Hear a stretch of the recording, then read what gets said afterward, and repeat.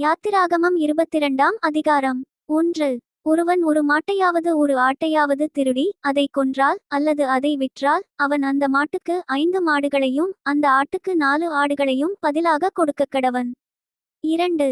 திருடன் கன்னமிடுகையில் கண்டுபிடிக்கப்பட்டு அடிக்கப்பட்டு செத்தால் அவன் நிமித்தம் இரத்தப்பழி சுமராது. 3. சூரியன் அவன்மேல் உதித்திருந்ததானால் அவன் நிமித்தம் இரத்தப்பழி சுமரும். திருடன் பதில் கொடுத்து தீர்க்க வேண்டும். அவன் கையில் ஒன்றும் இல்லாதிருந்தால் தான் செய்த களவுக்காக விலைப்படக்கடவன். 4.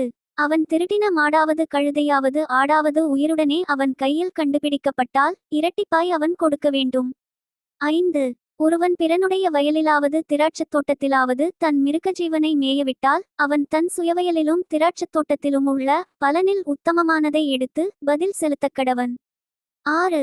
அக்கினி எழும்பி முட்களில் பற்றி தானிய போரையாவது விளைந்த பயிரையாவது வயலிலுள்ள வேறே எதையாவது எரித்து போட்டதேயானால் அக்கினியை கொளுத்தினவன் அக்கினிச் சேதத்திற்கு உத்தரவாதம் பண்ண வேண்டும். 7. ஒருவன் பிறனுடைய வசத்தில் திரவியத்தையாவது உடைமைகளையாவது அடைக்கலமாக வைத்திருக்கும்போது அது அவன் வீட்டிலிருந்து திருடப்பட்டு போனால் திருடன் அகப்பட்டானாகில் அவன் அதற்கு இரட்டிப்பாக கொடுக்க வேண்டும். 8. திருடன் அகப்படாதே போனால் அந்த வீட்டுக்காரன் தானே பிறனுடைய பொருளை அபகரித்தானோ இல்லையோ என்று அறியும்படி நியாயாதிபதிகளிடத்தில் அவனை கொண்டு போக வேண்டும். 9. காணாமற்போன மாடு கழுதை ஆடு வஸ்திரம் முதலியவைகளில் யாதொன்றை பிறனொருவன் தன்னுடையது என்று சொல்லி குற்றஞ்சாற்றினால் இருதிரத்தாருடைய வழக்கும் நியாயாதிபதிகளிடத்தில் வரக்கடவது. நியாயாதிபதிகள் எவனை குற்றவாளி என்று தீர்க்கிறார்களோ அவன் மற்றவனுக்கு இரட்டிப்பாக கொடுக்கக்கடவன். 10. ஒருவன் தன் கழுதையையாவது மாட்டையாவது ஆட்டையாவது மற்ற யாதொரு மிருகஜீவனையாவது பிறன் வசத்தில் விட்டிருக்கும்போது அது செத்தாலும் சேதப்பட்டு போனாலும் ஒருவரும் காணாதபடி ஓட்டிக்கொண்டு போகப்பட்டாலும். 11. அவன் தான் பிறனுடைய பொருளை அபகரிக்கவில்லை என்று கர்த்தர் பேரில் இடும் ஆணை அவர்கள் இருவருக்கும் நடுத்தீர்க்கக்கடவது. உடையவன் அதை அங்கீகரிக்க வேண்டும், மற்றவன் பதிலளிக்க வேண்டுவதில்லை. 12. அது அவன் வசத்திலிருந்து திருடப்பட்டு போயிற்றானால் அவன் அதன் எஜமானுக்கு அதற்காக உத்தரவாதம் பண்ணக்கடவன். 13. அது பீருண்டு போயிற்றானால் அதற்குச் சாட்சியை ஒப்புவிக்க வேண்டும். பீருண்டதற்காக அவன் உத்தரவாதம் பண்ண வேண்டுவதில்லை. 14. ஒருவன் பிறனிடத்தில் எதையாகிலும் இரவலாக வாங்கினதுண்டானால் அதற்கு உடையவன் கூட இராதபோது அது சேதப்பட்டாலும் செத்துப்போனாலும் அவன் அதற்கு உத்தரவாதம் பண்ண வேண்டும். 15. அதற்கு உடையவன் கூட இருந்தானாகில் அவன் உத்தரவாதம் பண்ண வேண்டுவதில்லை. அது வாடகைக்கு வாங்கப்பட்டிருந்தால் அது அவன் வாடகைக்கு வந்த சேதம். 16. நியமிக்கப்படாத ஒரு கன்னிகையை ஒருவன் மோசம் போக்கி அவளோடே சயனித்தால் அவன் அவளுக்காக பரிசம் கொடுத்து அவளை விவாகம் பண்ணக்கடவன். 17.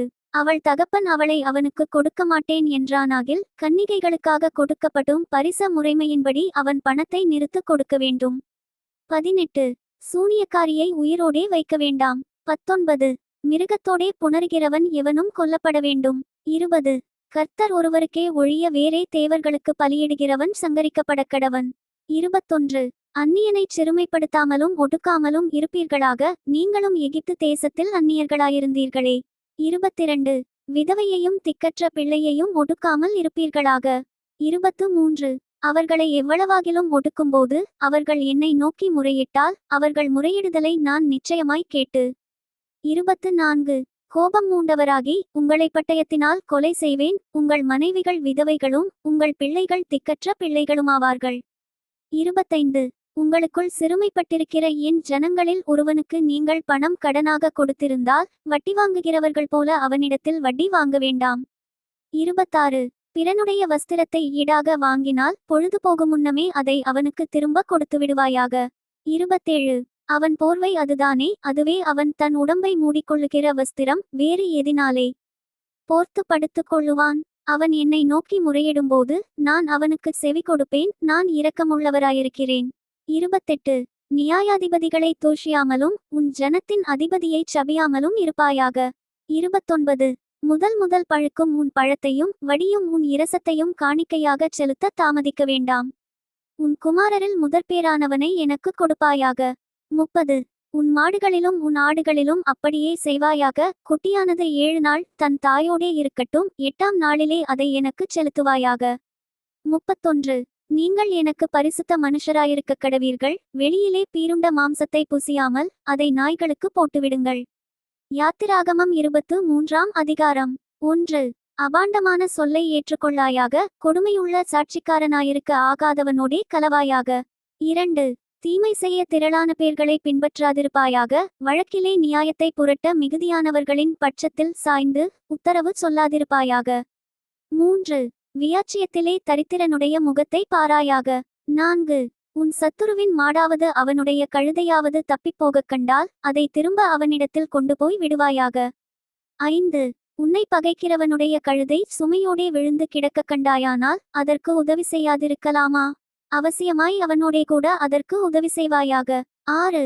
உன்னிடத்திலிருக்கிற எளியவனுடைய வியாச்சியத்தில் அவனுடைய நியாயத்தை புரட்டாயாக. 7. கள்ளக்காரியத்துக்கு தூரமாயிருப்பாயாக, குற்றமில்லாதவனையும் நீதிமானையும் கொலை செய்யாயாக, நான் துன்மார்க்கனை நீதிமான் என்று தீர்க்க மாட்டேன்.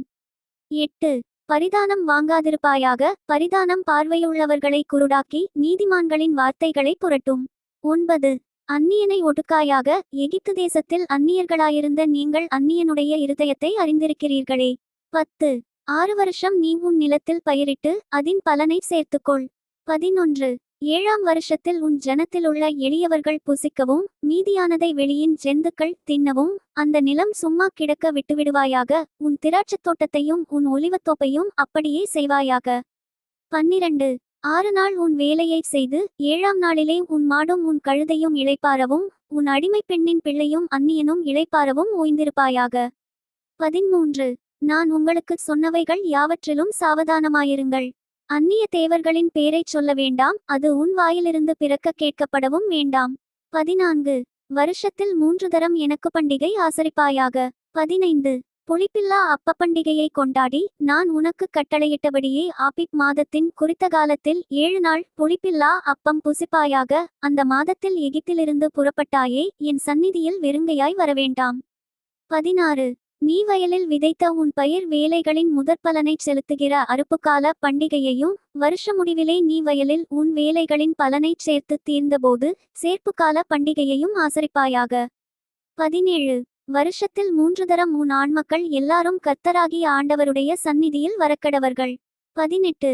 எனக்கு இடும் பலியின் இரத்தத்தை புளித்தமாவுடன் செலுத்த வேண்டாம், எனக்கு இடும் பலியின் கொழுப்பை விடியற்காலம் வரைக்கும் வைக்கவும் வேண்டாம்.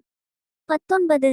உன் நிலத்தில் முதல் விளைச்சல்களின் முதற்கனியை உன் தேவனாகிய கர்த்தருடைய ஆலயத்துக்கு கொண்டு வருவாயாக, வெள்ளாட்டுக்குட்டியை அதின் தாயின் பாலிலே சமைக்க வேண்டாம்.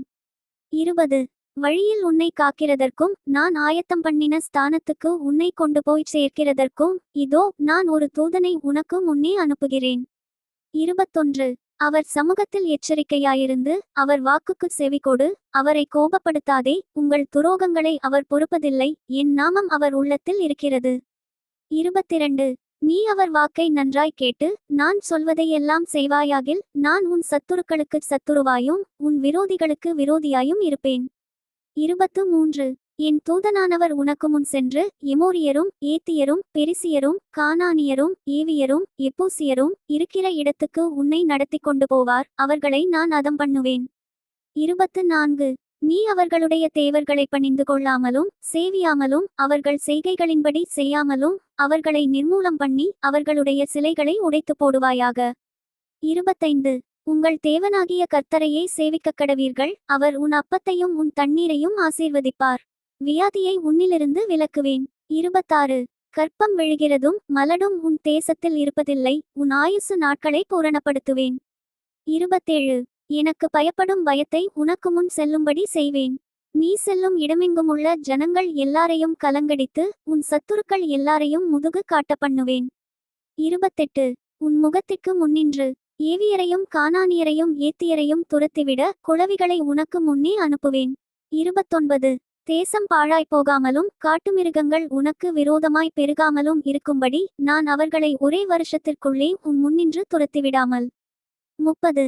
நீ விருத்தியடைந்து தேசத்தை சுதந்தரித்துக் கொள்ளும் வரைக்கும் அவர்களை கொஞ்சம் கொஞ்சமாய் உன் முன்னின்று துரத்திவிடுவேன். 31.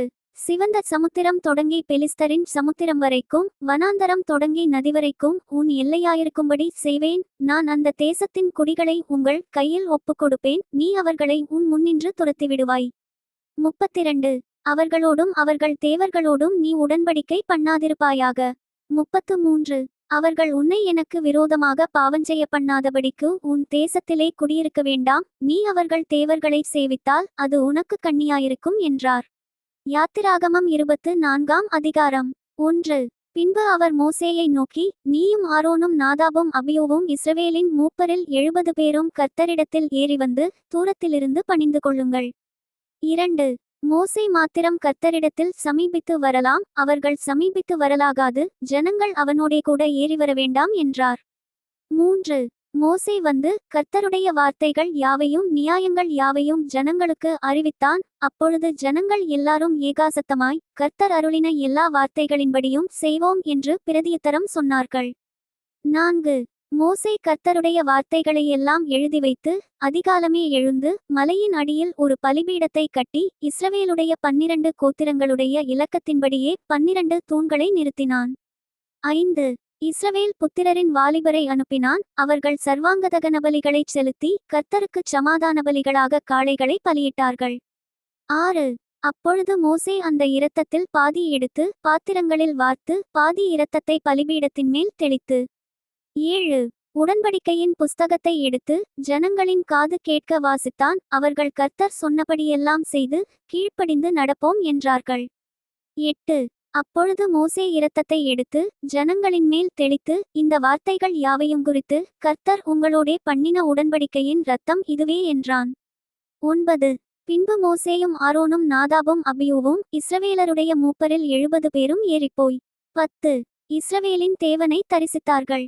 அவருடைய பாதத்தின் கீழே நீலக்கல் இழைத்த வேலைக்கு ஒப்பாகவும் தெளிந்த வானத்தின் பிரபைக்கு ஒப்பாகவும் இருந்தது.